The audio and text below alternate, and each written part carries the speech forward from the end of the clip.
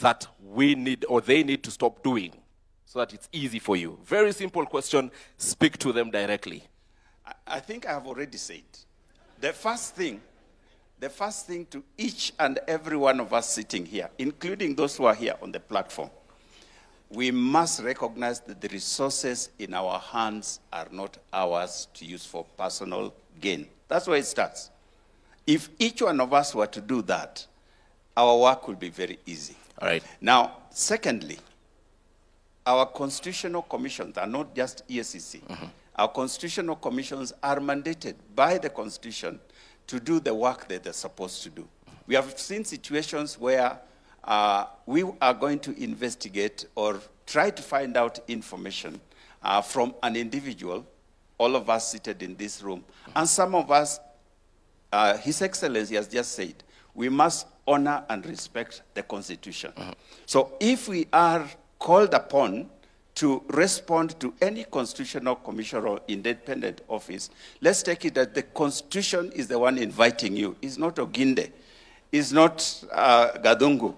It's not, it is the Constitution in calling you. We have seen situations where we are defying the constitutional mandates that have been given to us, and that undermines our work. That undermines your work. We'll be coming back to you because you will all agree with me that we have seen what I would call public relations from the Ethics and Anti-Corruption Commission. Very grand arrests, media presence. Then after that, many people would ask, then what next? And those are the questions we'll be coming to you to answer. But let me get to the Commission on Administrative Justice. A report you released just 2 days ago says 72% of complaints against institutions from the year 2025 have not been addressed. If I get to the specific numbers, 630 complaints from 2025, then we talk about, rather 813 complaints, 228 only have been solved, and 579 are pending. What does this mean?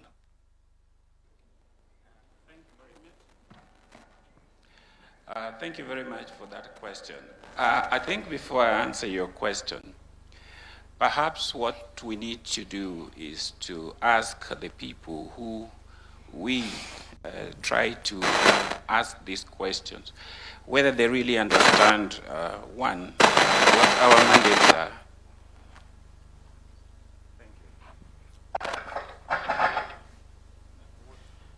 We will change the mic for you.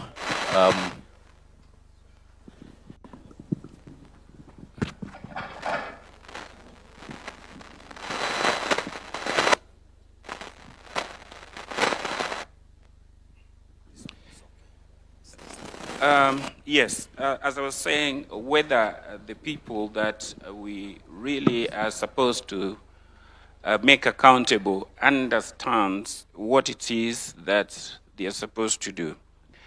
A simple question like that is that, do the people sitting in front of us here understand Article 73 of the Constitution, which talks about public trust?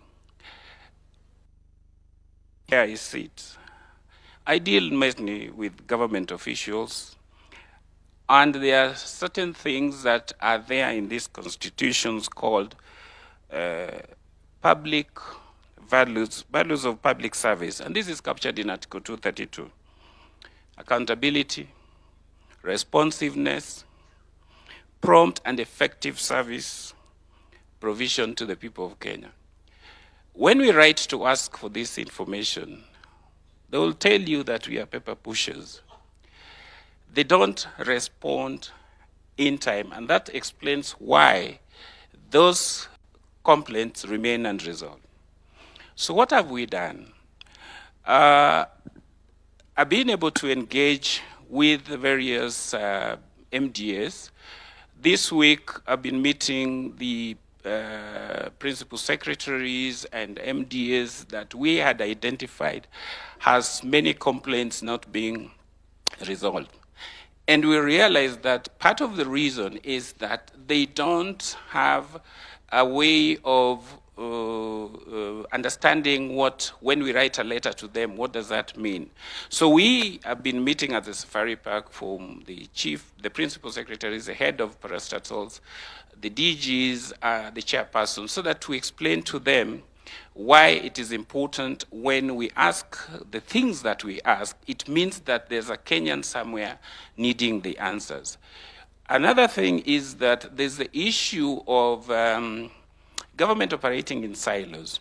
We all need to be able to respond to that question quickly, but you find that if you address, say, the pensions department, they will tell you, we have not gotten the information from TAC because maybe that's a delayed pension, or we have not gotten the information from Department X. Now, they don't have a referral mechanism where if you make an inquiry and somebody sitting there should be able to refer to the relevant department to be able to act on it. And so this is why we are starting by training them, and we want to start at the top level. Very soon we are going to ask the permanent secretaries, the heads of various parastatals to come down so that we take them through what it means to resolve a complaint within the time that we require. Secondly, we also want to have a coordinating mechanism where if the question is cross-cutting, for example, most of the time you'll get the issue of resources. Treasury should be at the center of all these discussions, because if pension has not been paid, these people will say we have not received exchequer. If National Land Commission has acquired land, they will tell you that the money has not been given to, say, Ministry of Roads to pay. And that person, that Kenyan, has come to us to complain that his land was acquired when we were building Thika Road. How many years was Thika Road built? More than 10 years ago. But you find that there is that problem that the ministry and the treasury and the authority are not speaking together. Let's speak to what the issue actually is. Again, lots of ideal situation, but the reality today.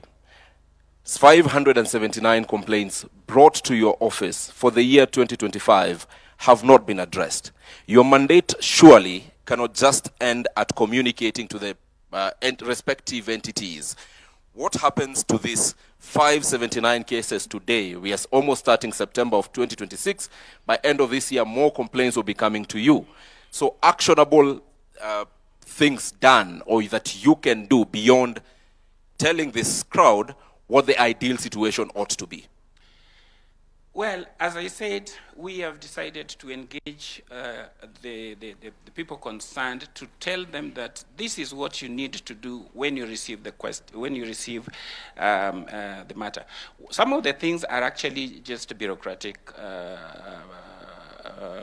red tapes, which we need to cut down. So what we want is that a person resolving the complaint should be sitting in those ministries and be reporting. All right. Yeah. All right.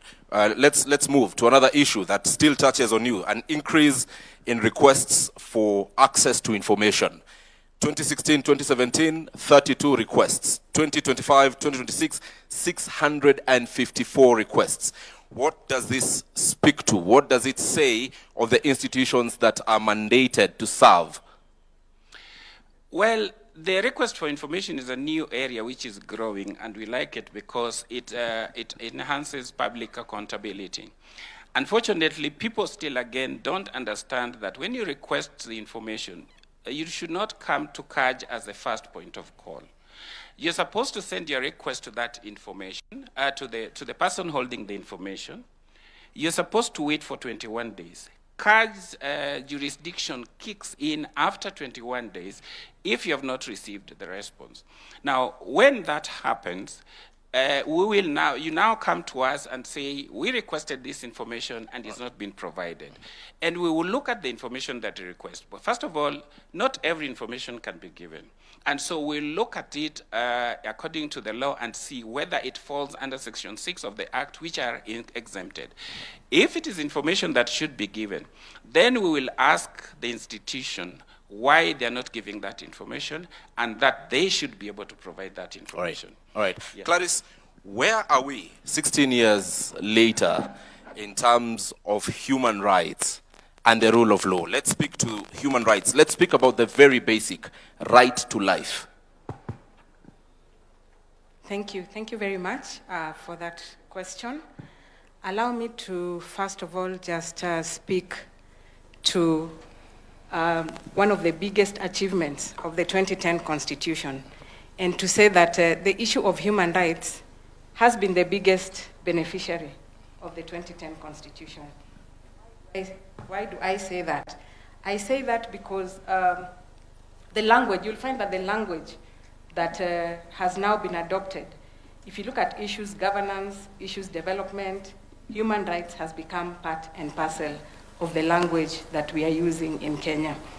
You'll also find that issues human rights are no longer, just an issue for human rights lawyers and for human rights activists. It's an issue that cuts across. And I'll just take you as an example. If you listened carefully to the speech by His Excellency, I think 90% of it spoke to issues human rights. And that has been the transformation of the new constitution. If there's any language that Kenyans now understand fully, is the issue of human rights.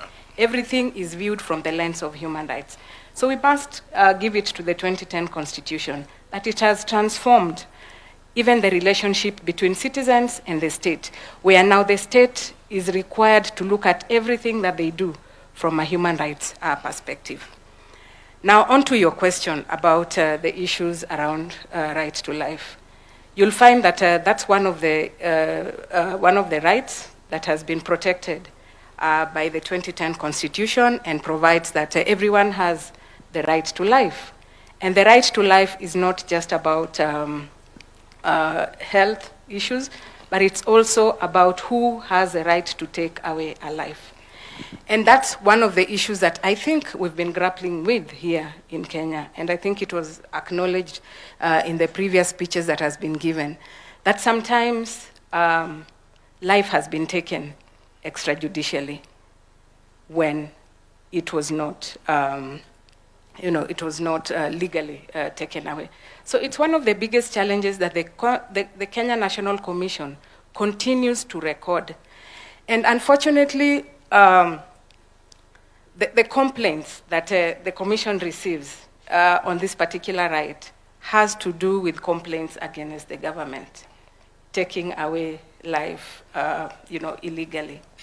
And that's one of the rights that is really protected by the Constitution, and that as a country, we must ensure that we deal with that particular right, because the right to life is really fundamental.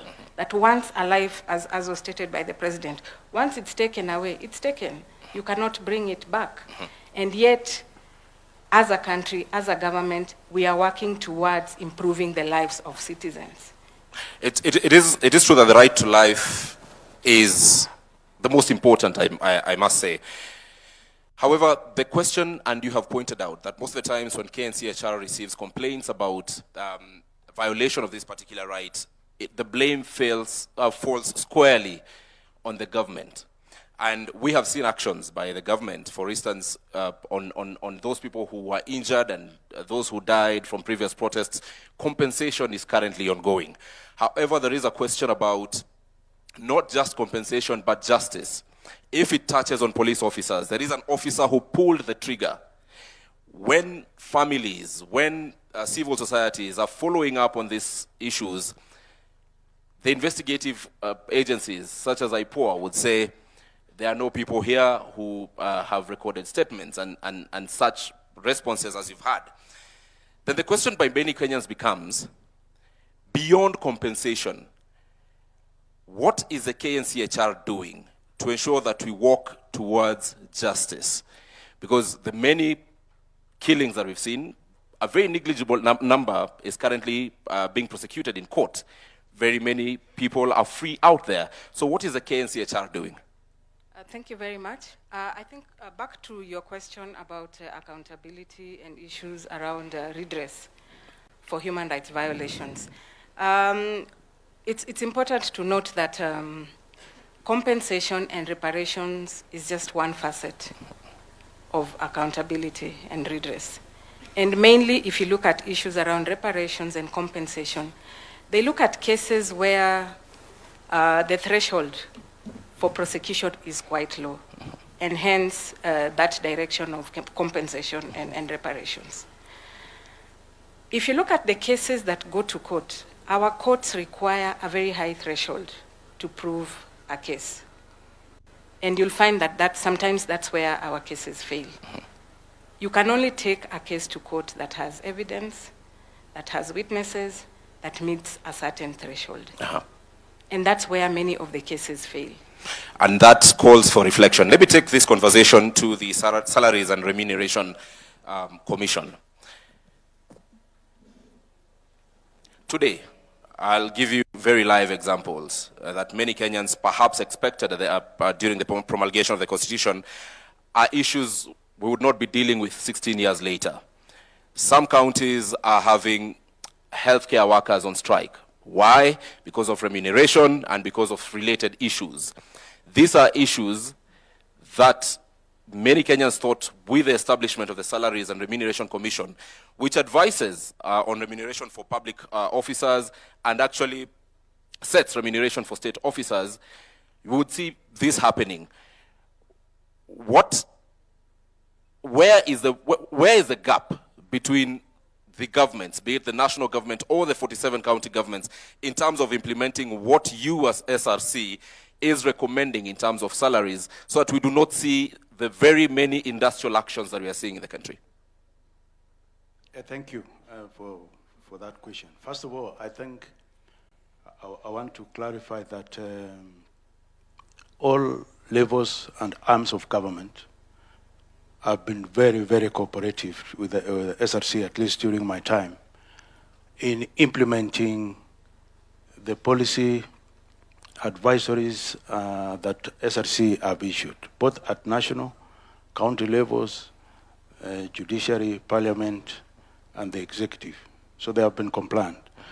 The small gap you see that is still causing a bit of industrial issues is there are some policy and legislative gaps around remuneration, especially around collective bargaining. And we think, arising from the resolutions of the productivity conference that was concluded in June, we are accelerating those policy and legislative issues so that we close that gap. For example, let me give you an example. The way we negotiate CBS right now does not take into account the element of productivity. It assumes that the government always has all this money to pay people. But sometimes the fiscal space is tight. But we have already promised people that we are going to pay you like this, and like the industrial action that you are seeing now in the nurses, dates way back to 2017.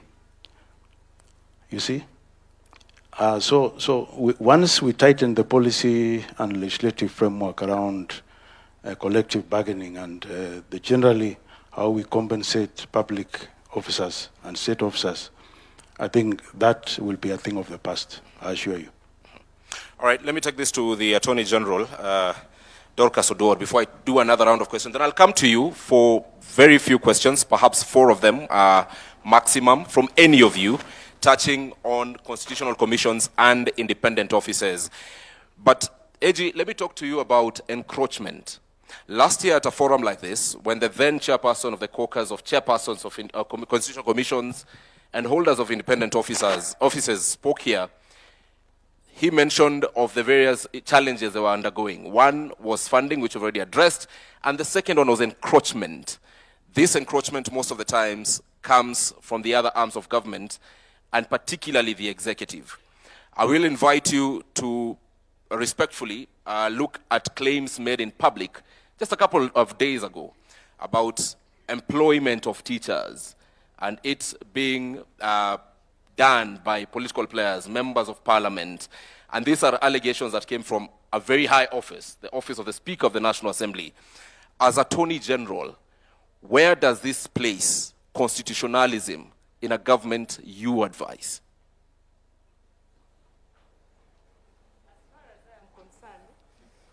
All people employed by government, state officers and public officers are bound by law. And when we talk about the rule of law, it means that when you are exercising your power, you must identify the source of that power. Have we ever asked ourselves that how come sometimes there is no problem at all, but when there is change of leadership of an institution or an agency, all of a sudden there is a problem? Is it the problem of the people who are leading those institutions? When they come to us for advice, we go back to the Constitution because our client is actually the government, not an individual. And we protect policies and the laws, and we advise. Just as you saw it in the paper, we also saw it. Nobody has come to us, has complained to us, or has come to us for interpretation.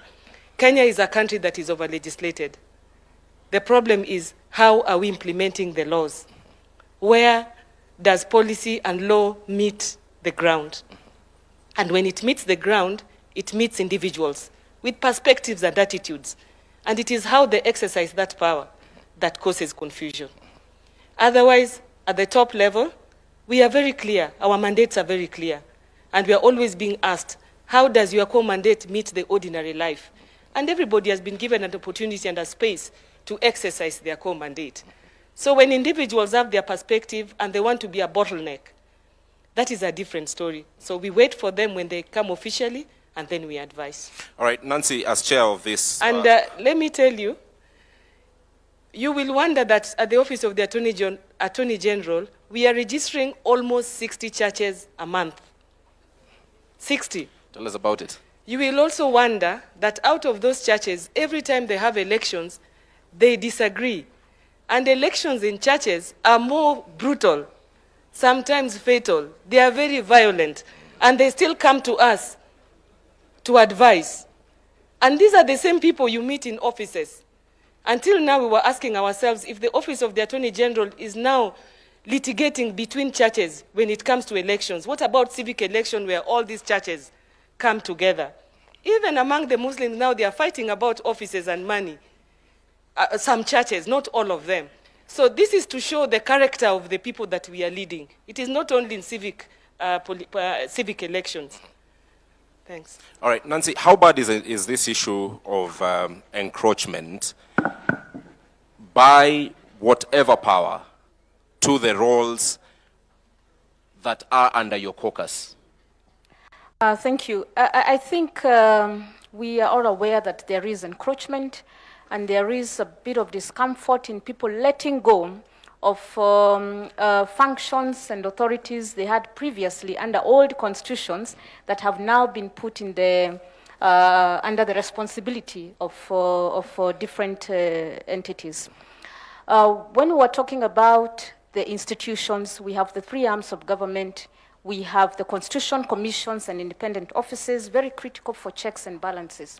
Now, the constitution commissions and independent offices have been given some critical roles and responsibilities and mandates by the Constitution. However, because there is almost a similar or parallel structure within either the executive or the state, there is a bit of disagreements in who is responsible.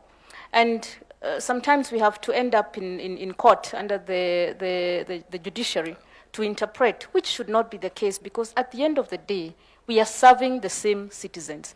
But if the Constitution clearly indicates that the role and responsibility is for National Land Commission, is the controller of budget, is ethics and anti-corruption, is the Human Rights Commission, then that should be respected.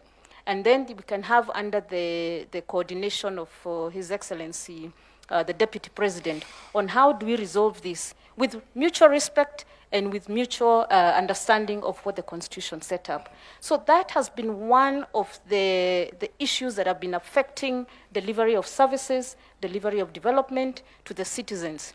Again, there's a competition on who is accountable or who takes the credit. That now derails the focus that it's about a service that should be delivered to the citizen, and people are fighting over who is responsible and who takes the credit for delivering. So it is about interpreting the Constitution without personal initiatives or responsibilities, or trying to, we call it one-man upship. Yes. It's about us working together. And where there has been that mediation or meetings between constitution commissions and maybe State Department's leadership, under, if not the Deputy President, sometimes under His Excellency the President, then we have seen some change and some breakthrough in delivering to the citizens. Tell us how glaring this, I'll list for you what I think are forms of encroachment, and tell me how glaring they are for the constitutional commissions and independent officers. There is the point where the executive would expressly tell a commission what decision to make, all right?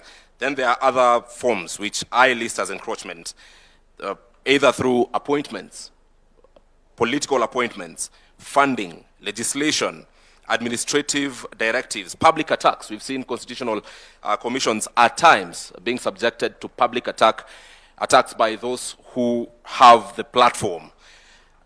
Delayed implementation of recommendations or institutional restructuring. All of you, or at least most of you, have had your recommendations on various issues and some delayed. So how glaring are the issues I've listed in terms of encroachment? Which would you say is the most serious bottleneck? Thank you. I think as we progress 16 years down the line, it is not as bad as it used to be in 2011, 2012. There was still a bit of storming and norming. Again, we also have to understand that there's an electoral cycle.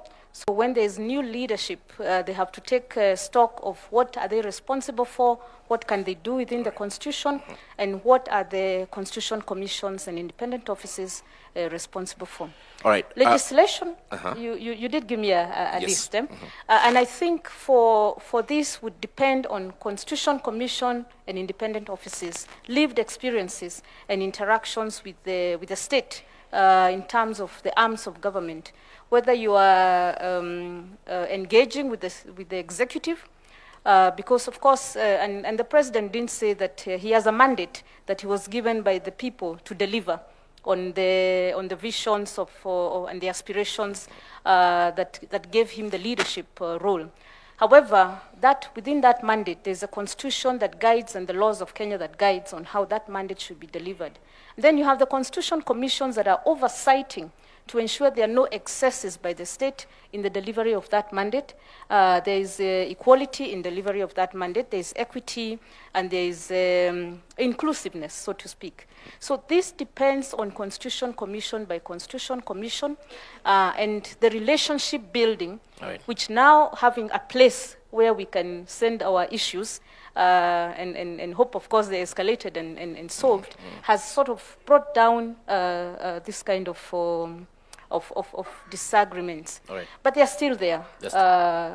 And sometimes we choose to handle them diplomatically. All right. Thank you. All right, Bishop Oginde, when we speak about EACC and its mandate, we seem to be having an over-focus on corruption.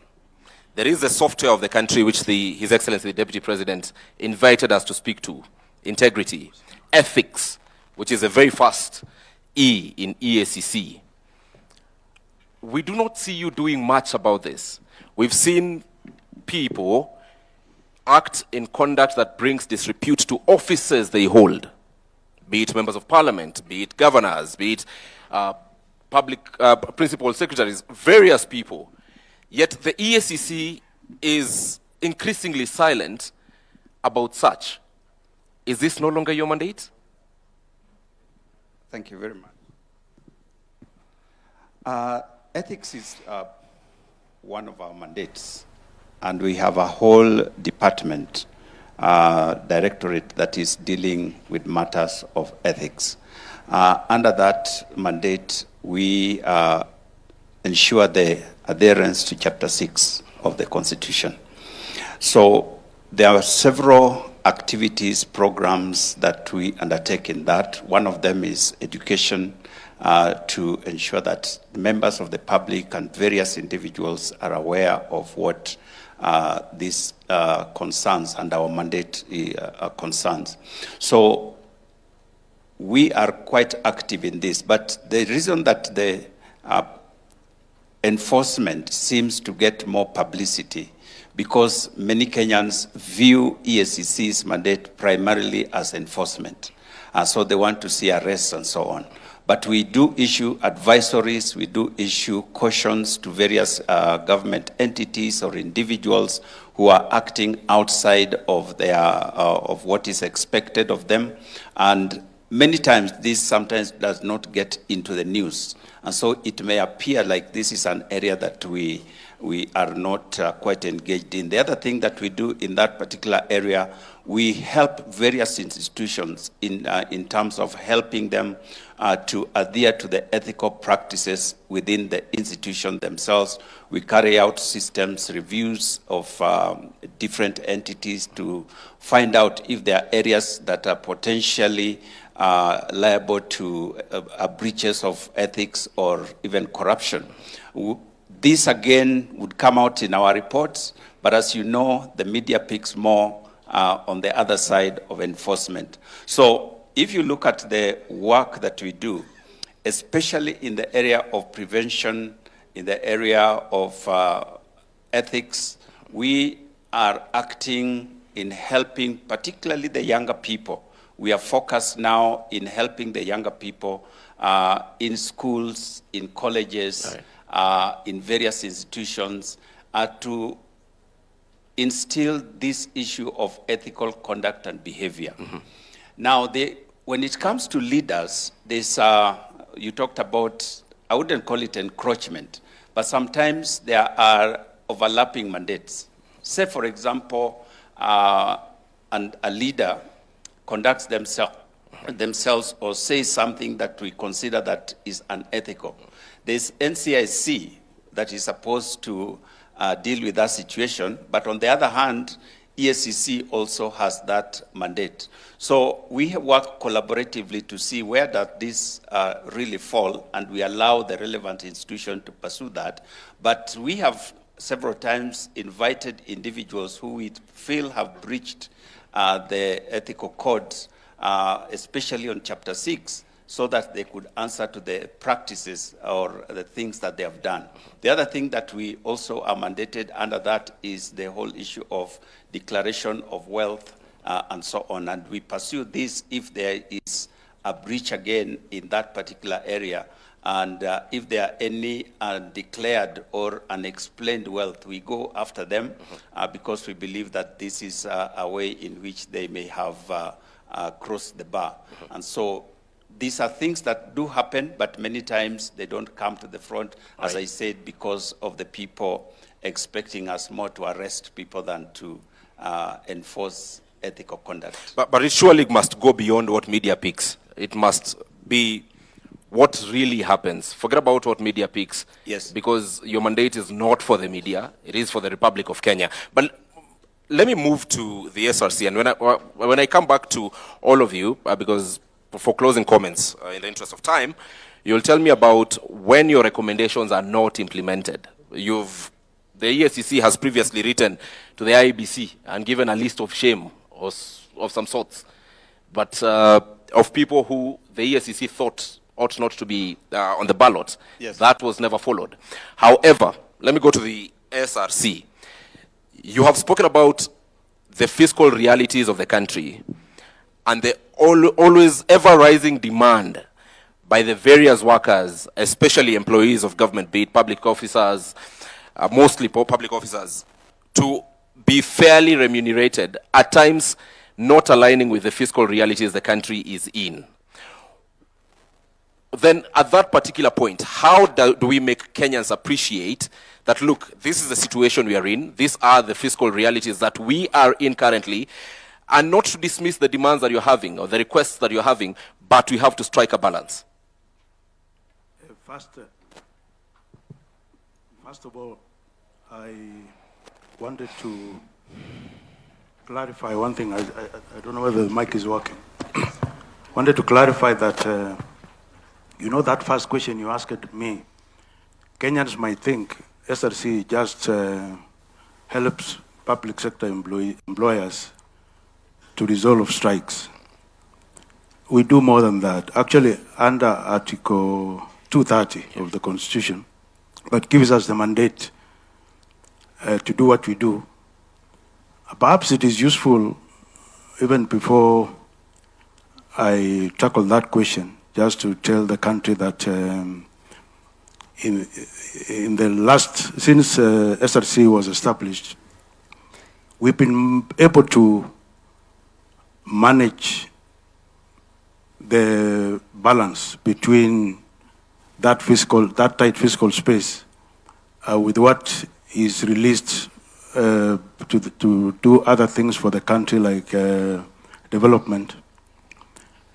We found that from 55%, where the payroll was taking 55% of all the revenue that is collected at national and county levels, we've managed to reduce it now to 40%.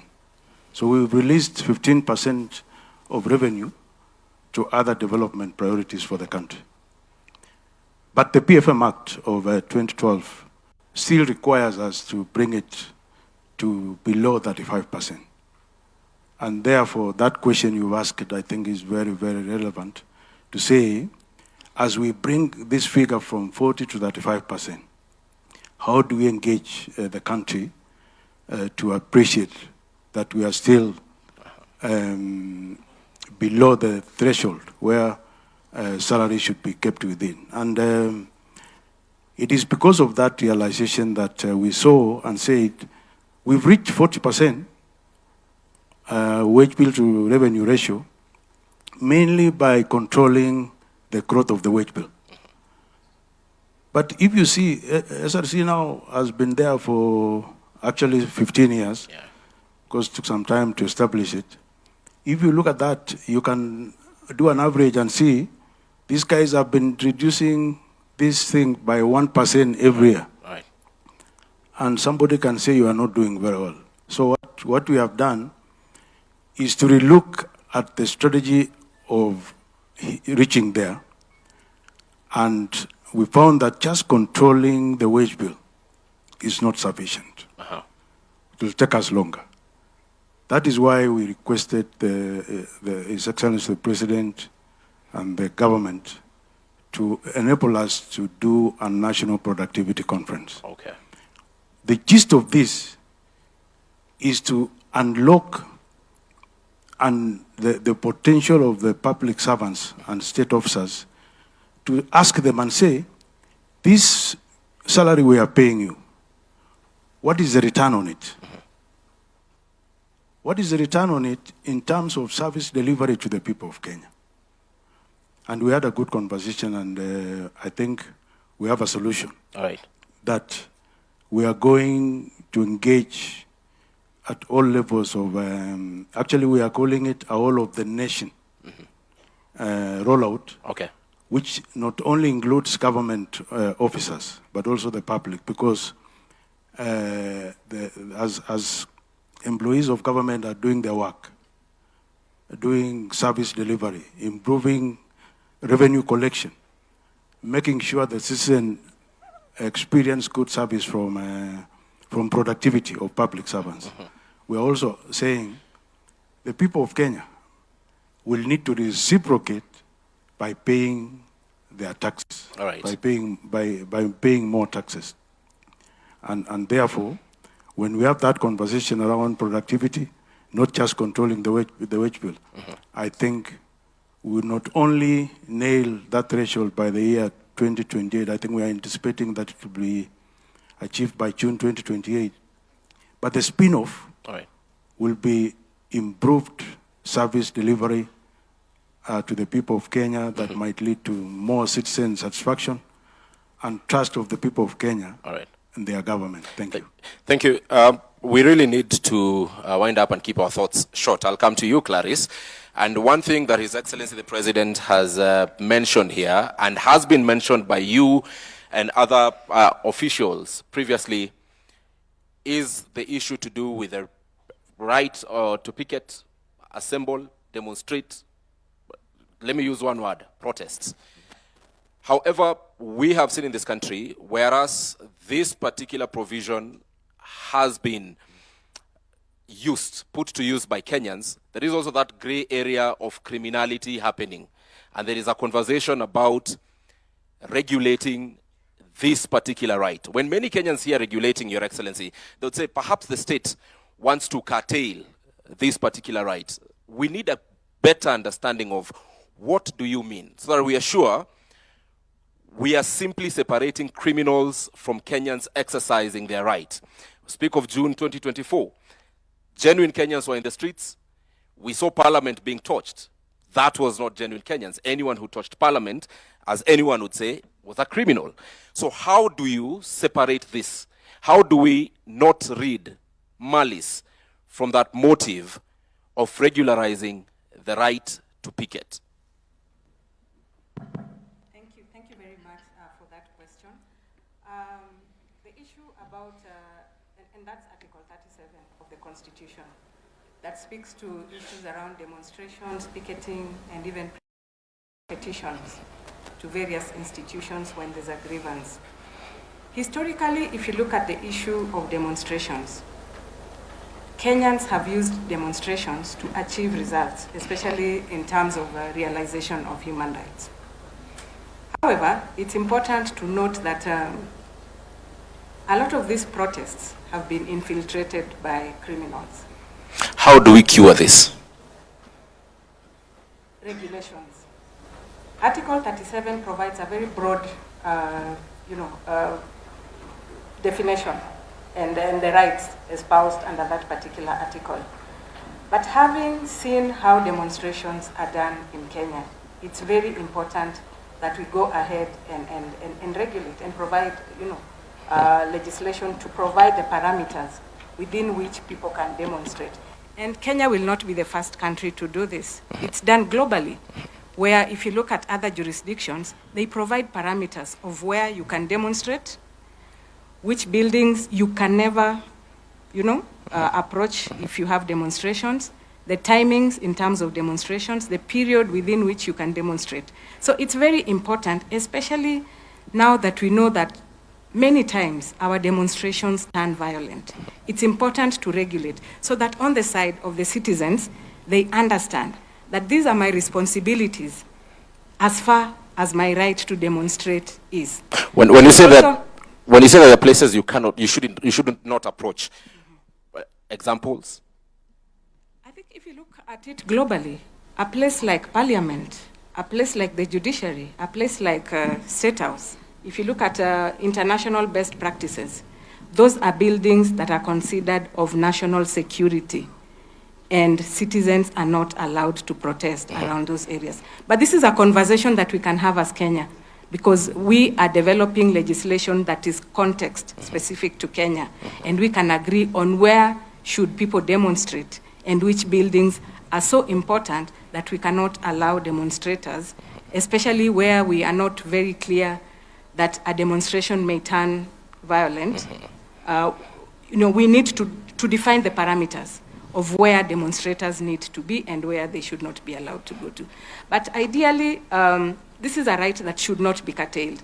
So the whole essence of providing parameters is never to curtail this particular right, but to provide clear parameters of where citizens, but also the state organs, need to, converge in terms of implementation of this particular right.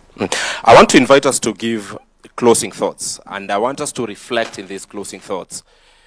Tell us, 16 years down the line, there must be a gap that still needs to be met from constitutional commissions and independent officers.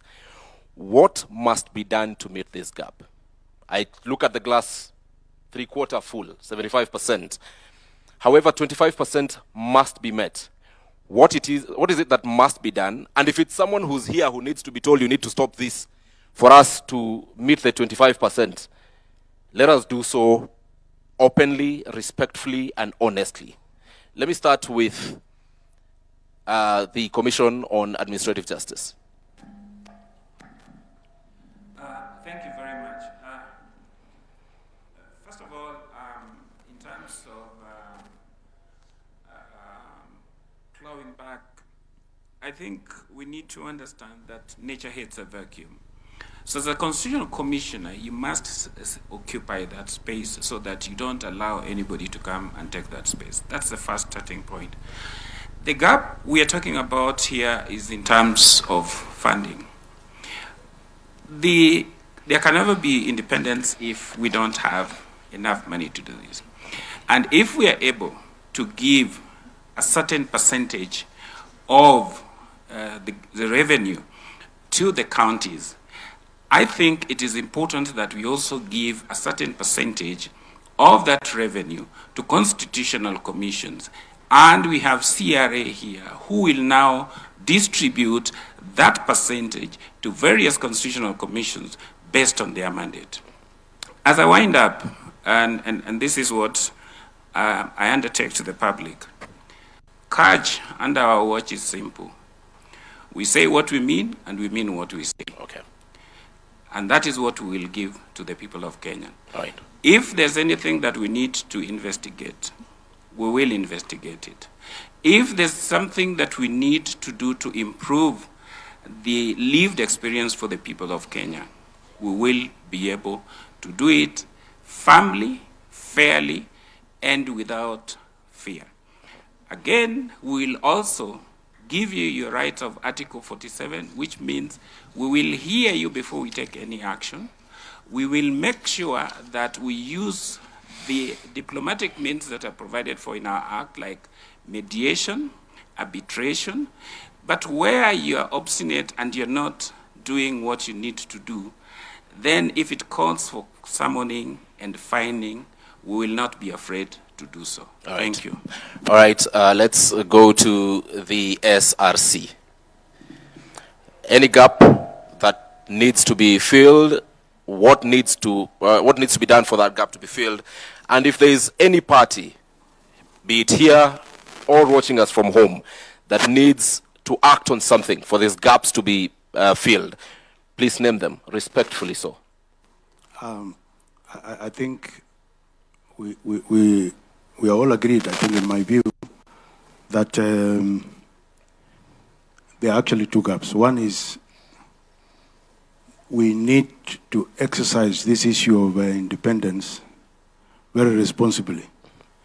Because you cannot be independent there as CCIOs, and the people you serve are on this side. I think we need to manage that better so that we provide better service to the country. That's my honest opinion. Without the country feeling that now your independence has been compromised. The second... Do you want to cite any CCIO that you are describing this particular situation? We are being honest with each other. In the interest of time, let me go to the second one. Which is for CCIOs to function effectively, I think we need to find a way of resourcing them better than we are doing at the moment. All right. All right, Bishop Oginde. Thank you very much. One is the enforcement of Chapter 6 issues. You did mention, for example, EACC gives this list to IEBC. It's not that IEBC ignores. Our constitutional framework provides that unless you have exhausted the whole judicial process. Even if you have a case, you cannot be barred from seeking an elective office. That in itself undermines the very values that we talk about. In our neighboring country, Tanzania, it is exactly the opposite. If you have been convicted of any corruption case, you stand guilty as you appeal. In our case, you are still innocent even after you have conviction. So we need to look at, if we are serious about enforcing the values that are given to us under Chapter 6, how do we legislate that so that those people who violate this ethical conduct that is provided for us are actually kept out? In the same line, we find, for example, we are investigating an individual. Like I said, the most difficult people to investigate are people who are in office. And we recommend that this person should step aside as the investigations are going on. In many cases, they are reinstalled in the office, and it becomes very difficult to do any investigations, to get documents, to get people to witness, rather to testify according to what is required. All right. The other area is the pace of prosecution. The process from investigation all the way to conviction, if there is, can take a very long period of time. That is because of the many stages that this has to go through. It is important that we look at that whole process. There are areas that we could reduce the amount of time that is required, or the number of steps that one needs to go through before a prosecution takes place. All right, at that particular point, allow me to interject, because it reminds me, and very briefly, of this incessant complaint that has been coming from the EACC about prosecution. In fact, you are on record asking members of parliament here to grant the EACC, and I think it also goes by extension to also the police, prosecutorial powers. You have done that, because we have seen blame being shifted from EACC to DPP and eventually to the judiciary. Now that today we are here with the political goodwill of the country, is this something that the EACC is still actively pursuing? And what are the possibilities of this happening? Thank you very much. The Constitution provides that Parliament can provide legislation that gives prosecutorial powers to other entity other than the Office of the Director of Public Prosecution. And so it is not something that we are asking outside of the law. But this would shorten that process, because, for example, the civic cases that we investigate, we take them directly to court. And we find that for example, asset recovery, EACC right now is recognized globally as very successful in matters of asset recovery. In Africa, there are many nations that are coming to benchmark with us because of that. So it is a matter of efficiency that would help us to get these cases out of the way faster. But I hasten to add that in recent past, in fact, just a few weeks ago, we have had a very robust conversation with the Office of the Director of Public Prosecution, and we have come up with a framework through which we hope we can work together towards ensuring that things move faster. But ultimately, I believe that would be a very helpful move. Asante sana. Clarice, less than 30 seconds, closing remarks, gap, and what needs to be done. Thank you.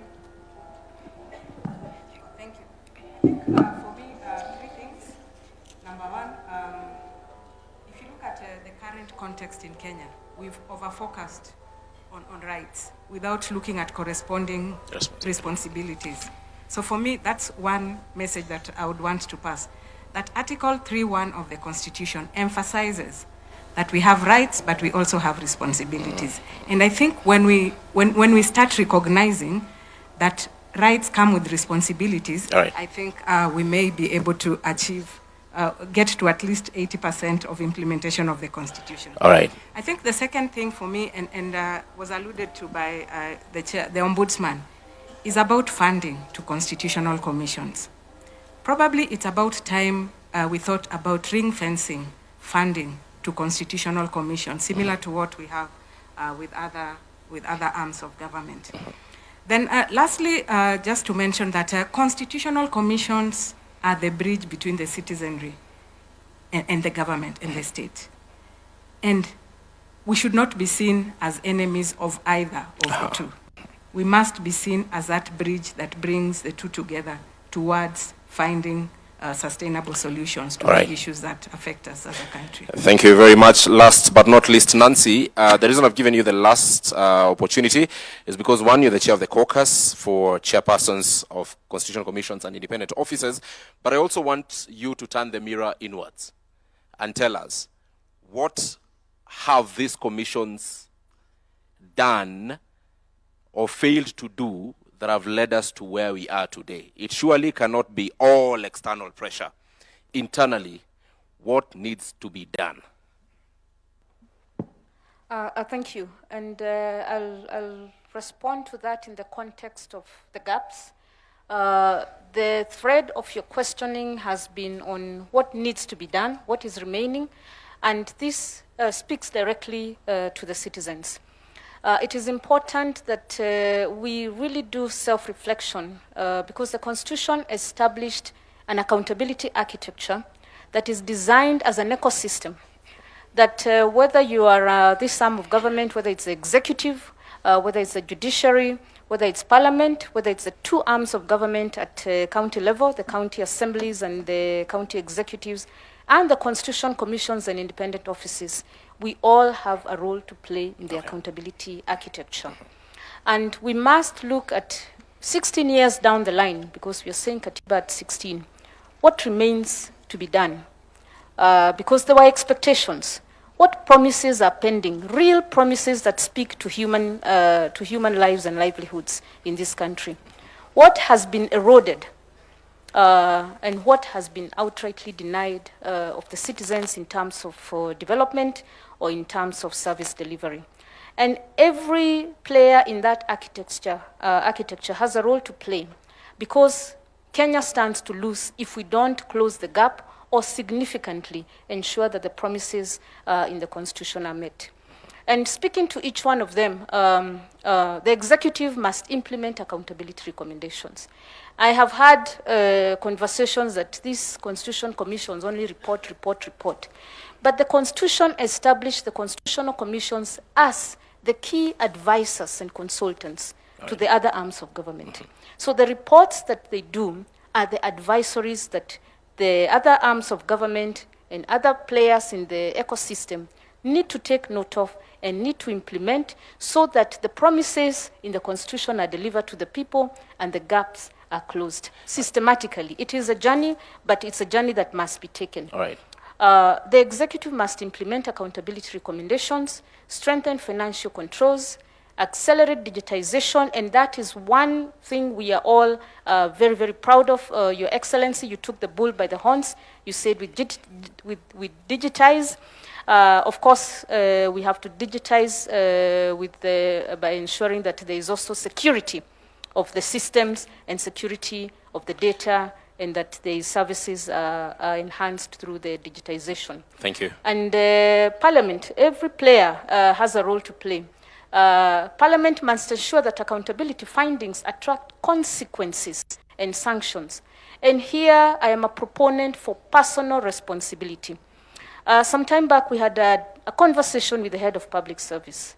And the question I asked is, the CS Treasury is the one who appoints the accounting officers. Accounting officers are PSs or CEOs of state corporations. But before they are appointed as accounting officer, they have been appointed by the presidency to play a role in delivering for the people of Kenya. So the ultimate responsibility, first and foremost, is on the authority that appointed them. Right. And hence we move to the zero fault audit. Everyone has a role. Judiciary must guarantee timely and predictable justice. County governments must strengthen budgeting and planning. Constitutional commissions must deepen and this is now, the onus is on us. Collaboration, strengthen follow-up mechanisms, push accountability scorecards based on citizens' personal experiences. It's not about us. It's not about the three arms of government. It's how does the citizen on the ground perceive the services they're receiving and the trajectory of development in terms of their future livelihoods. All right. And of course, the citizens have very a role. briefly, 10 seconds. The citizens must continue to demand accountability and from all public institutions. Thank you very much, Nancy Gathungu, Auditor General. Asante sana.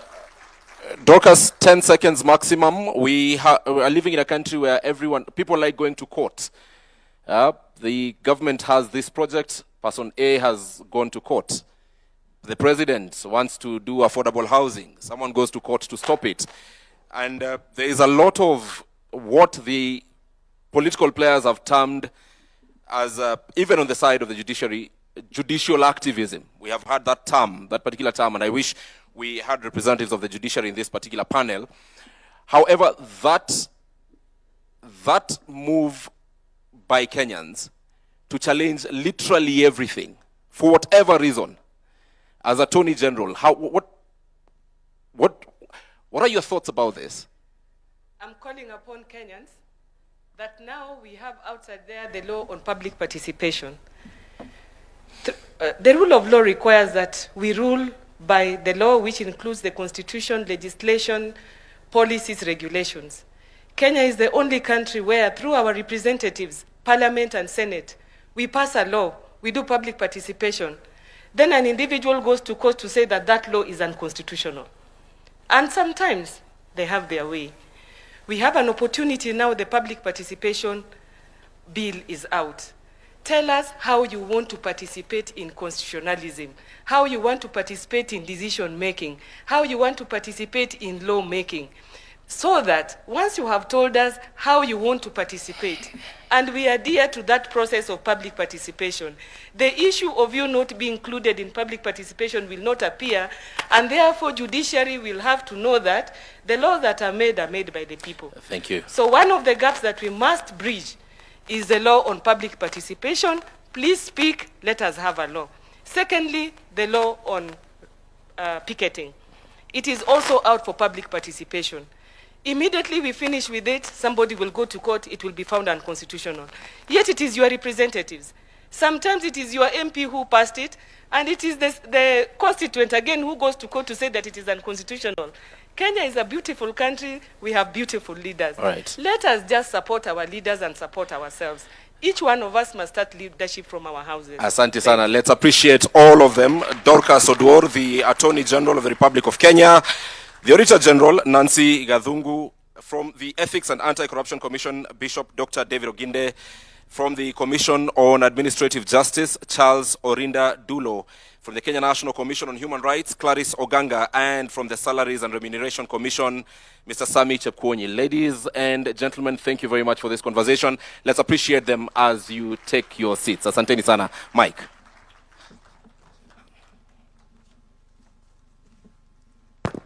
Another round of applause for the panel. Thank you very much for your submissions. We'd now like to progress to another panel. But before that, we'll have the Principal Secretary, State Department for Justice and Human Rights and Constitutional Affairs, Honorable Judith Pareno, to come and give some reflections. The session we're going for now is reflections on the people. Remember, the first one that we had, we were looking at accountability, but now in regards to the Constitution, we'll be looking at reflections of the people. So why don't we put our hands together as we welcome the Principal Secretary, State Department of Justice, Human Rights and Constitutional Affairs, Honorable Judith Pareno, to make some very brief submissions. Then we move to our second panel. We'll have one more panel, which will be the last one after this. Welcome.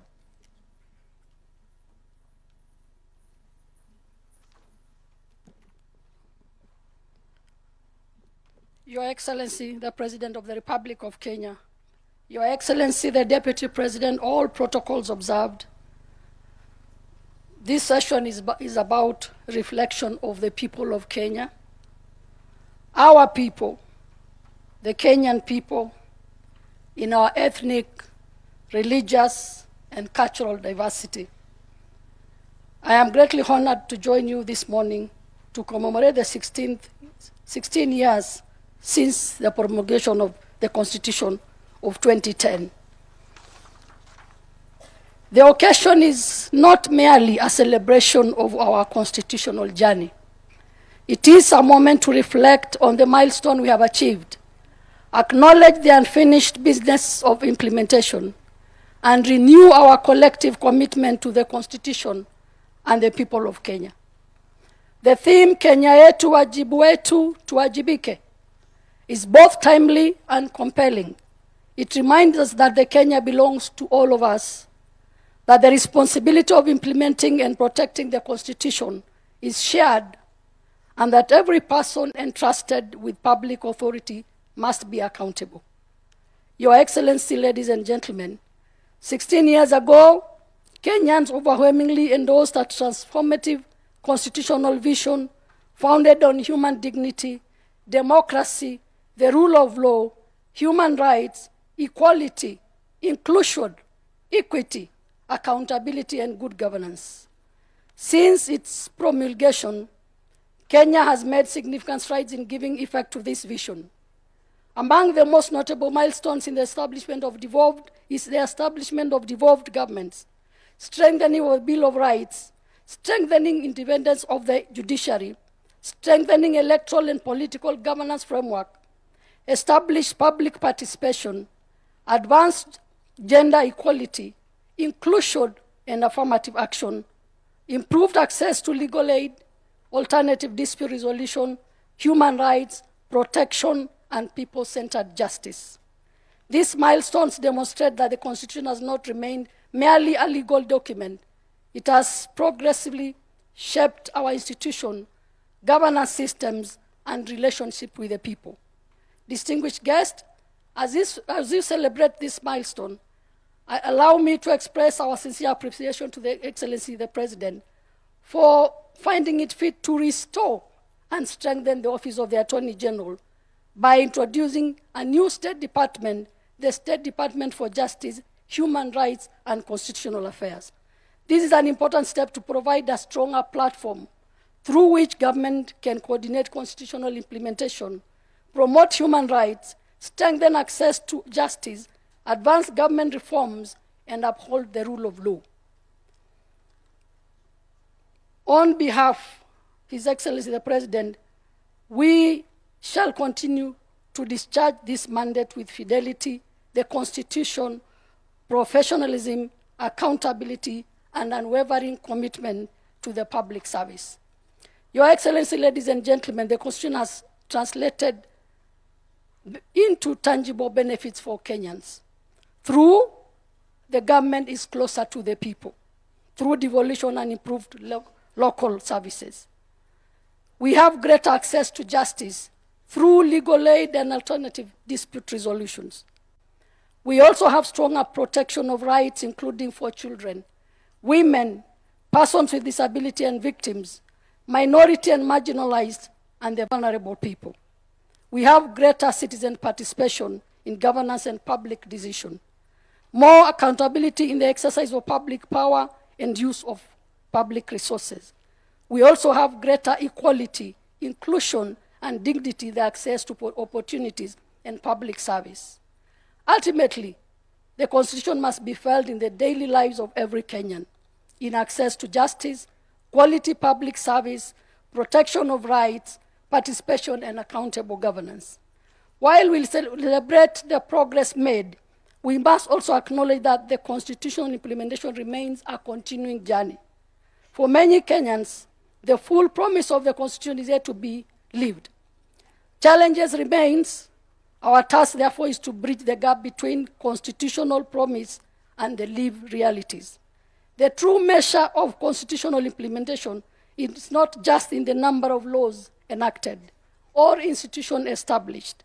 It is whether a victim can access justice, whether a child is protected, whether a person with disability can access public services, whether public resources are used responsibly, whether citizens can participate meaningfully in the decisions affecting them, and whether those entrusted with public power can be accountable. As we begin the next chapter of our constitutional journey, our focus must be deepening implementation. We must strengthen devolution, deepen public participation, improve access to justice, protect human rights, strengthen accountability and integrity, promote inclusion, and ensure that constitutional institutions have the capacity and independence required to discharge their mandates. We must also ensure that emerging challenges, including digital governance, artificial intelligence, data protection, and digital rights, are addressed within the framework of our constitutional values. Above all, we must cultivate a culture where the Constitution is lived, respected, and implemented in practice. In conclusion, I conclude by saying that the responsibility therefore belongs to all of us. To you, our young people, your voice matters and your participation matters. To our public officers, public office is a trust. To our leaders, leadership is service, not a privilege.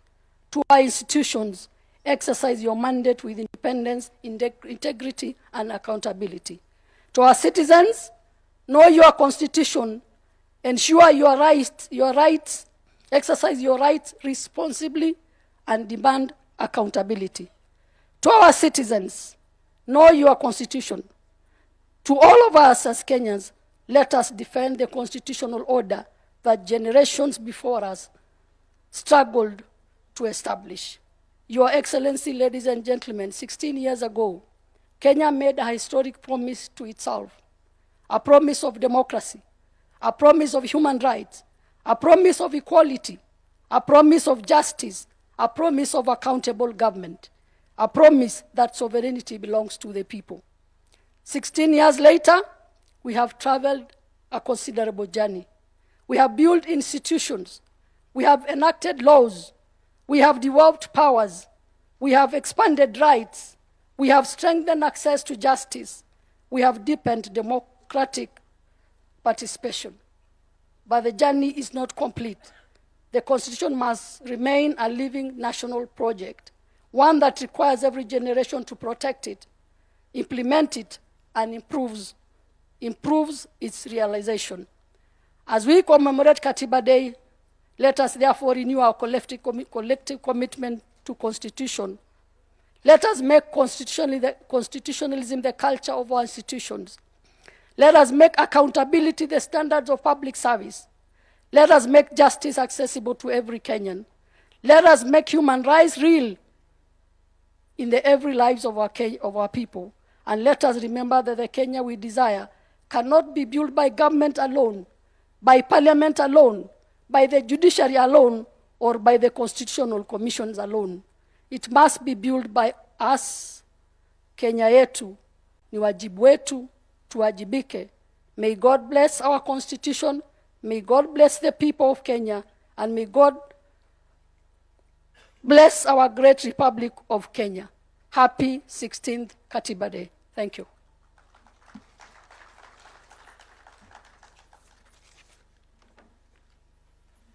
Thank you very much, Madam PS. Another round of applause for her, please.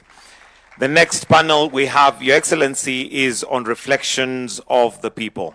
Allow me to now invite the panelists, and we'll start with the Right Reverend Jonathan Kabiro Kariuki, the third Bishop of the ACK Diocese of Nairobi. We also have Professor Githu Muigai, Honorable Abdikadir Mohammed, and Honorable Mutava Musimi, and Christine Kongo, CEO FIDA, to kindly take their seats where they are going to be the panelists reflecting on the people. Let me also invite Ibrahim Karanja, who is going to be moderating this segment. Tuwapigie makofi tafadhali wakija as they come to make their submissions and to also reflect. Karibuni.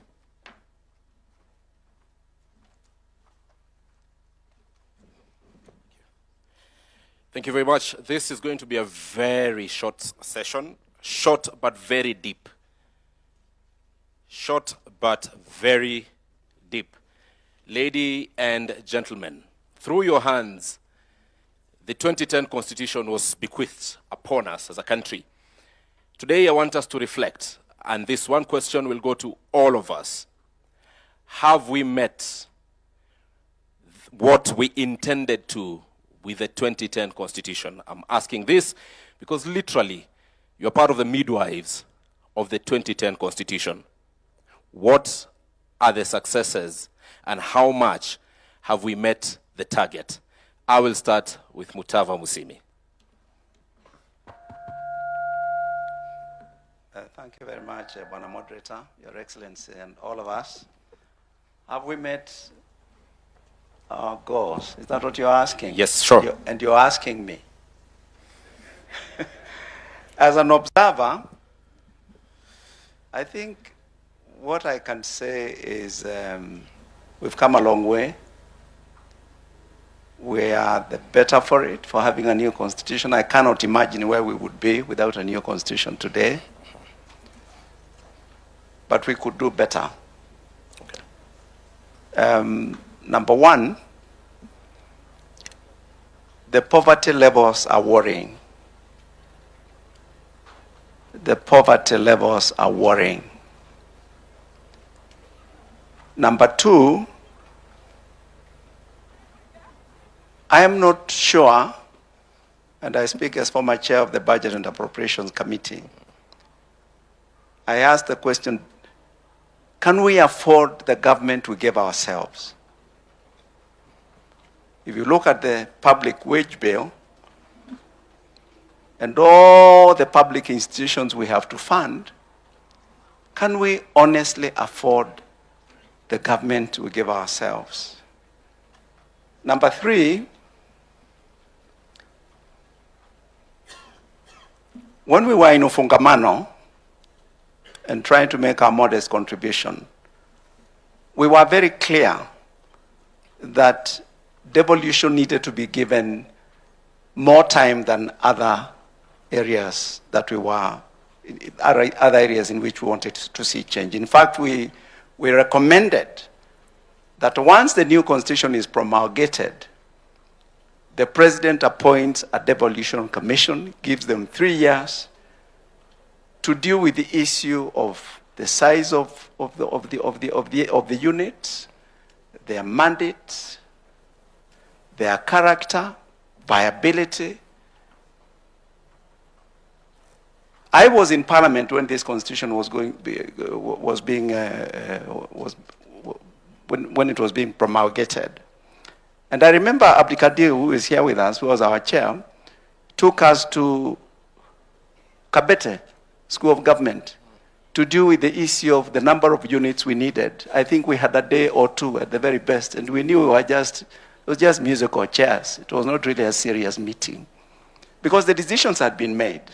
Today I asked the question, listening to Professor Anyang' Nyong'o and his team and Professor Hino, a lot of the issues that are coming up are actually issues that should be addressed by the county government.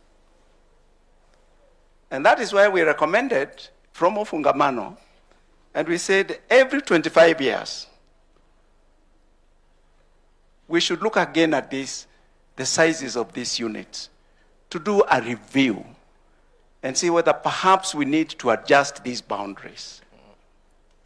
I'm being a bit provocative. As I finish, the issue of law enforcement, to try and create a culture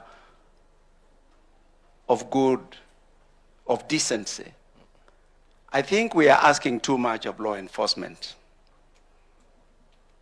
I remember when President Kibaki asked me to chair a committee on the anti-corruption sort of education committee. I can't remember what it was called.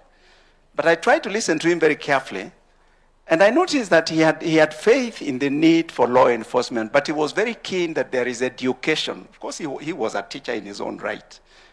And he understood if Kenyans can be helped to see that corruption is costly, then we might begin to move the dial on that issue. All right. And as I close, all of us here are mature people. There are things that families do that law enforcement does not do. There are things that religion does that law enforcement does not do. There are things that managers of education do that law enforcement does not do. There are things that media does that law enforcement does not do. The instruments of socialization, Right. the place of culture, tradition, there are things they do. And I wish that we need to do a reset and begin to go back and ask, perhaps we are not giving enough emphasis All right. to these other institutions. I thank you. All right, Prof. I don't know. Oh, yes, I can be heard. Your Excellency, all protocols observed. I am one of those people who are very proud of this Constitution. First, because we almost never had it. Although we had been working it for a very long time, at the end, we almost never had it. We had it because we went through the Kofi Annan peace process.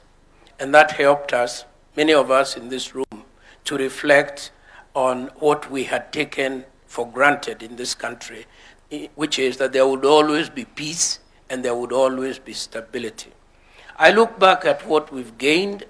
Let me start with the judiciary, where I spend a part of my life. I think there we have made concrete and serious progress. When I interact with jurists from across our continent, they look up to Kenya for the seriousness of the jurisprudence that is emerging here. We have small problems. We have some rotten apples. And I think if we do not act fast, that problem can grow bigger, but it is not an unsustainable problem. I look at Parliament, and one of the most enjoyable parts of my career were the 2 years I spent in Parliament. There are still ideas there. There are still people debating seriously, honestly. There are laws being reviewed by people who have a genuine interest in what is going on. I look at the executive, I look at the minds that are serving in the various, and I think we shouldn't be too harsh on ourselves. We've made critical progress. I like to single out, for example, the team that runs our treasury. As a layman, I look at it from outside.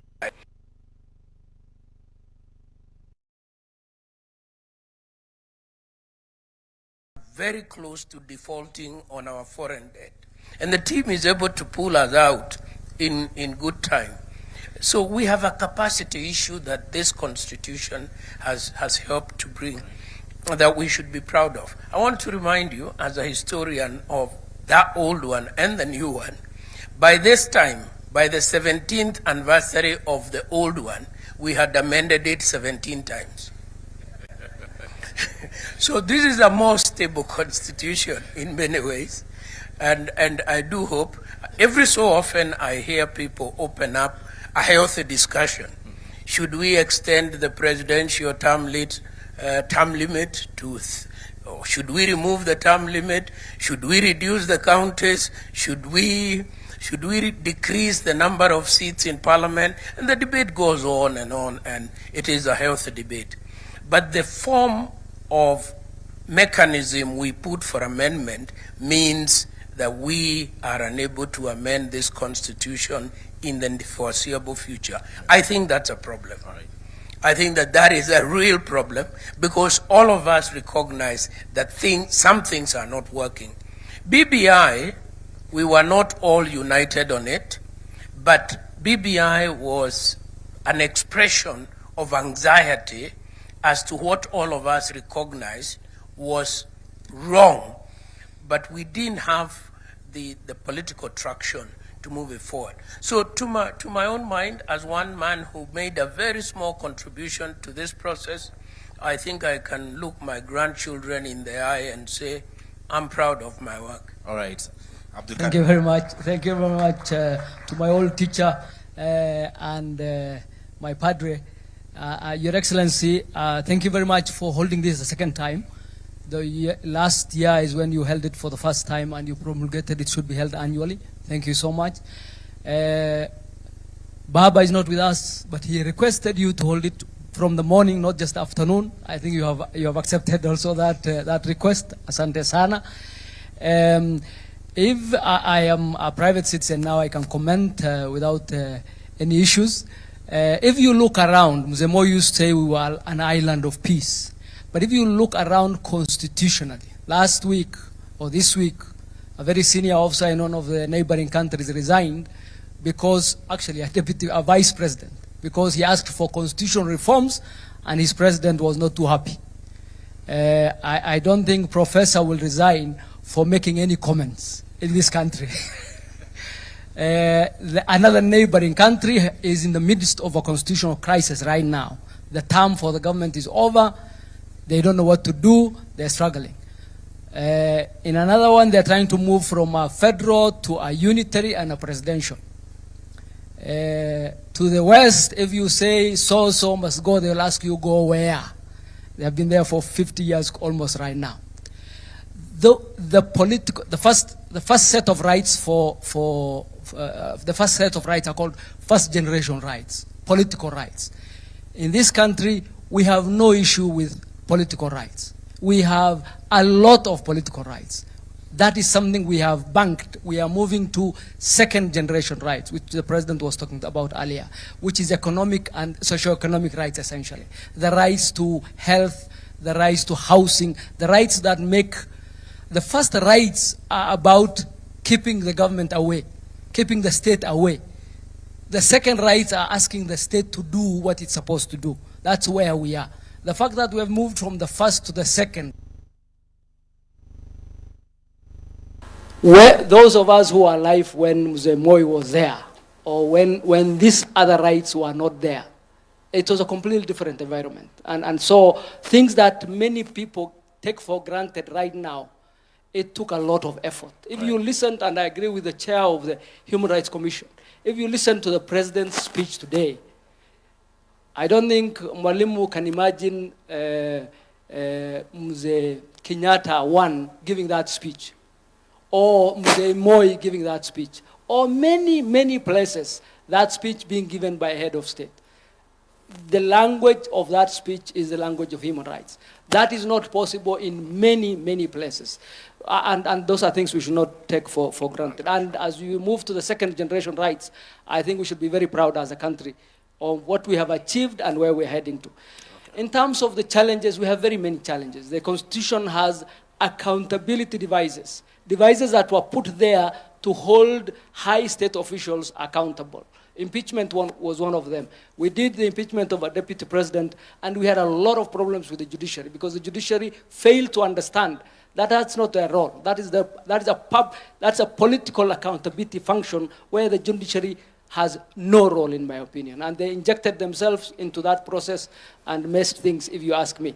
The second is recall of MPs. Recall of MPs. MPs, the public has a right to call the MPs. Not one MP has been recalled because Parliament made it so difficult for members of Parliament to be recalled that it's not happened in 16 years. Sure. It's highly unlikely to happen with the setup that act has given.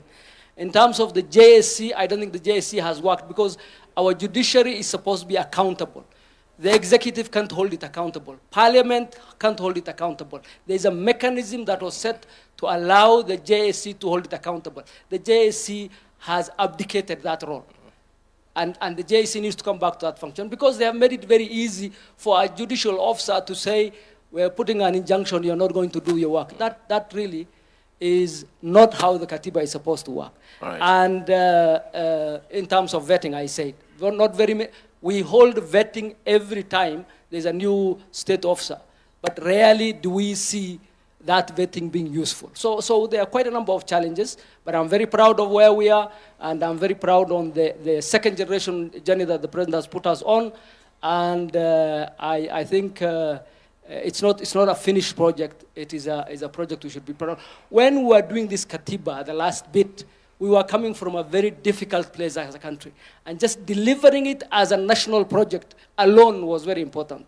And the difficulty with which all the surrounding countries are finding delivering a constitutional foundation like we did should really tell us that we should be very proud as a country. Right. Thank you very much. Thank you very much, Honorable Abdikadir. Reverend Kabiru. Thank you, Your Excellency, and all protocols observed. We must appreciate that indeed, as a country, we have come a long way. The 16 years from where I sit as a church leader, of course, we must appreciate the effect of devolution within our country and how that has really changed the local appearance within our counties. The public participation is a great thing that must be celebrated and basically strengthened. How do you ensure that the public feel each one of them is part and parcel of the progress and basically the decisions that are made at whatever level, that becomes critical. Now, when we come to the establishment of the commissions that are actually established by the Constitution 2010, again, we see there is a lot of connection where the public are able to connect depending with the needs that probably are coming up. But I must say that it is very clear the commissions that are very well known by Kenyans at this particular time are the ones that actually carries, especially the political agenda. They are the ones that are actually very well known. They are those that many Kenyans will not actually associate with. And I think it is important then for us to ask ourselves, this being work in progress, because the Constitution is basically work in progress. There is a lot that continues to be done. There are commissions that continues to be formed as to help in terms of implementation. We also need then to go further and say the much the Constitution is work in progress, the civic education about that Constitution also need to be a continuous work so that the Kenyans can be able to build that trust. They can also be able to relate. We are talking of 16 years, so a person who was born can now be able to relate with that actual Constitution at 16 years. So that becomes critical, basically for us even going forward to think how do we move towards that direction. Thank you. Thank you very much. And Christine. Thank you very much, Your Excellency, all protocol observed. I must say, I want to say thank you for giving civil society a space in this conversation today, and particularly Federation of Women Lawyers, FIDA. Speaking as an advocate, I want to say this constitution, for me, I can describe it in three ways. It's progressive, it's transformative, and it's pro-people. The women and girls in Kenya, I must say we've achieved notable milestones under the last 16 years in the constitution, under three areas which I want to just discuss very briefly. One under leadership, the second one under social rights, and the third one under legal protection. Under legal protection, I want to say there have been very many statutes that have been developed and eventually have been passed by Parliament under the Article 27 of the Constitution. One of them is the prohibition of female genital mutilation act. Christine, allow us to check your mic, please. Thank you.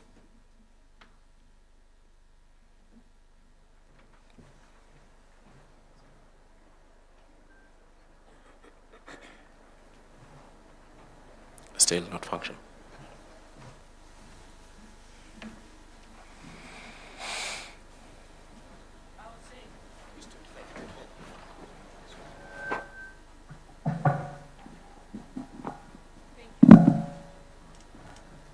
The point I was trying to make was the issue of legal. I was trying to bring out the number of statutes that have been passed in the last 16 years in terms of women and girls in Kenya. And there have been many. The Prohibition of Female Genital Mutilation Act, the Matrimonial Property Act, the Marriage Act, the Protection Against Domestic Violence Act. Those are achieved notable milestones in terms of legal protection for women and girls. However, there have been various challenges in terms of legal protection. One of them, Your Excellency, is the issue of femicide. No woman or girl in this country feels safe anymore. The femicide has increased to an issue where we are calling upon you, Your Excellency, to declare this a national crisis. We have seen there was the presidential task force that addressed it. A report was presented to you. We haven't seen any implementation being done, so we're kind of requesting if implementation can be done. In terms of celebrating Katiba 16, we know that there have been the issue of two-thirds gender rule, whereby we are saying that the lack of implementation of the not more than two-thirds gender rule in elective and appointive bodies has not yet been implemented, despite Article 27.8 being very clear on it. Because I may not get any more time, I want to just give my suggestions on way forward in terms of what perhaps we feel as advocates ought to be done. We feel that IBC needs to come out strong and empower itself in terms of strict enforcement during party nominations. We are 1 year to elections. IBC is empowered and directed by the courts to reject any political party that has not complied with the two-thirds gender rule. This alone will send a very loud message to political parties who are also here. We also want to say that political party funding needs to be restructured, and the Office of the Registrar of Political Parties also needs to make sure that these political parties also are very deliberate on the two-thirds gender rule and can constrict the funding, because this has to happen. Right. So I want to say, in terms of Katiba 16, a lot has been done, but there's a lot of unfinished business and gaps. Right. We want to say that there has been a lot of resource constraints addressing issues of gender-based violence, and then inadequate funding towards this thematic area. That also needs to be looked into thoroughly. We want to say that in terms of the three arms of government that are here, I'm very happy the judiciary is the only arm of government that has complied with the two-thirds gender rule in terms of the issues. And I'm very happy that Chief Justice herself has been very deliberate in terms of appointing magistrates and judges. So I want to ask the other two arms of government, kindly do your part. Right. Thank you very much. All right, Christine, and you have preempted the direction I was to head next, which are recommendations from the panelists. So thank you very much for doing your part. But what Christine has given as part of the things that need to be done, let's honestly look at, without putting aside our political affiliations, look at this document that is guiding us and honestly tell each other this part needs to be either corrected through an amendment or whichever other way. For instance, Christine has spoken about the two-thirds gender rule. The practicability of it, especially in elective positions, is something that may need to be discussed. But let me start with you, Reverend Kabiru. What part of this constitution, if you were given a chance to relook at, would you relook at?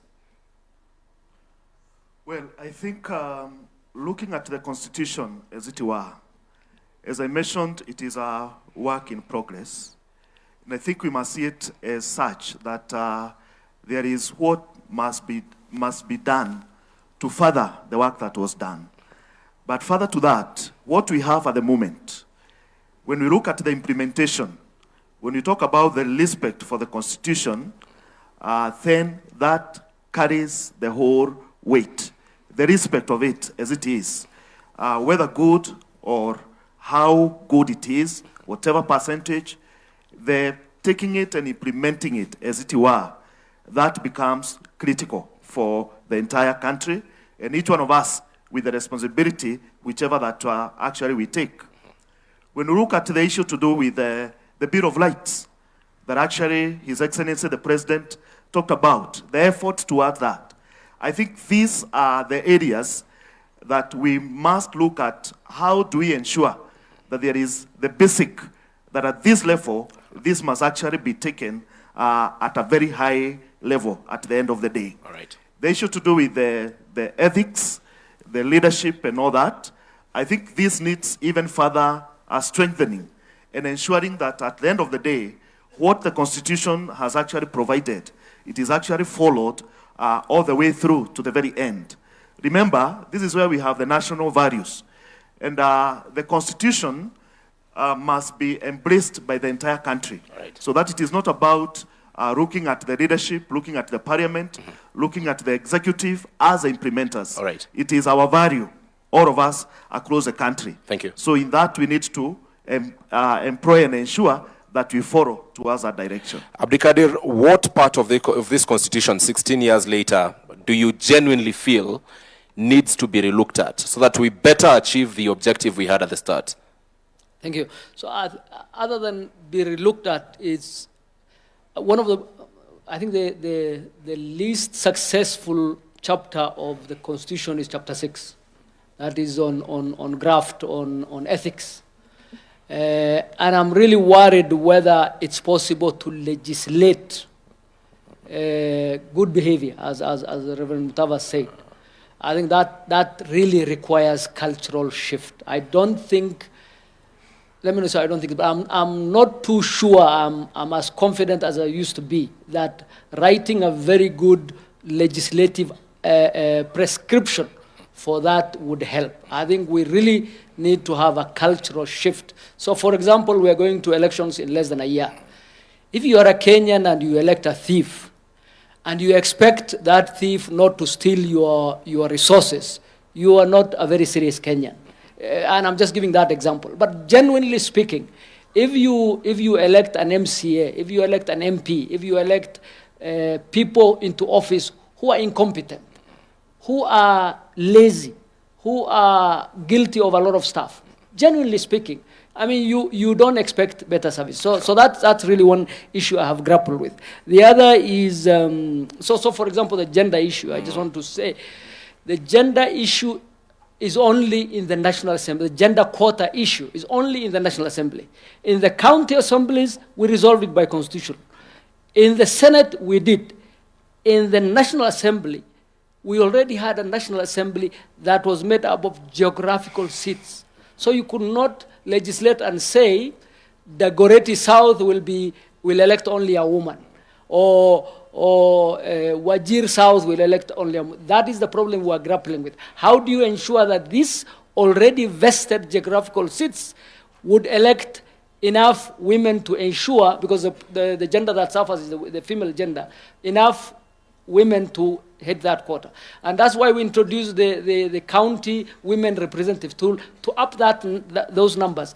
And then hopefully get, and those incentives, by the way, don't work across the world. If you look at many parliaments, rarely, other than Rwanda that is by fiat, many parliaments don't hit 20% of female gender. At least ours, I think the National Assembly hovers around there. The Senate and the county assemblies have no such problem because you must, by law, nominate the extras. So I would really push for, our biggest problem is graft. I would really push for cultural change. I would push for education on that side. All right.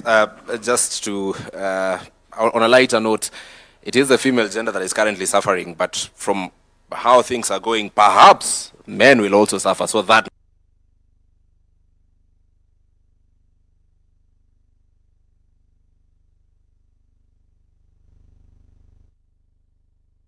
the difficulty in amending this constitution is a problem, because indeed it's very difficult. You've reminded us during BBI and what those of us who are not lawyers had then a basic structured doctrine, and how some other parts of the constitution are, so to speak, untouchable. So if you are given an opportunity to relook at this document 16 years later, so that to better meet the objectives we heard by the time we were passing this document, what would you go for?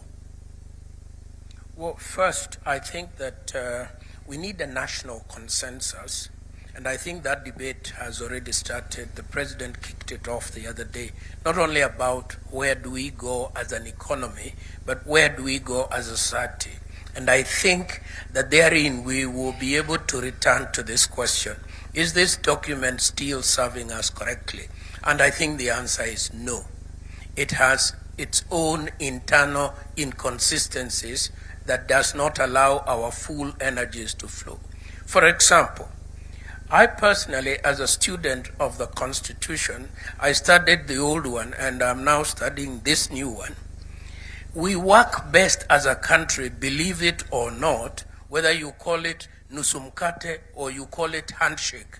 It is the model that works in our constitutional formation. And we need to confront that reality and write it into the Constitution, which is a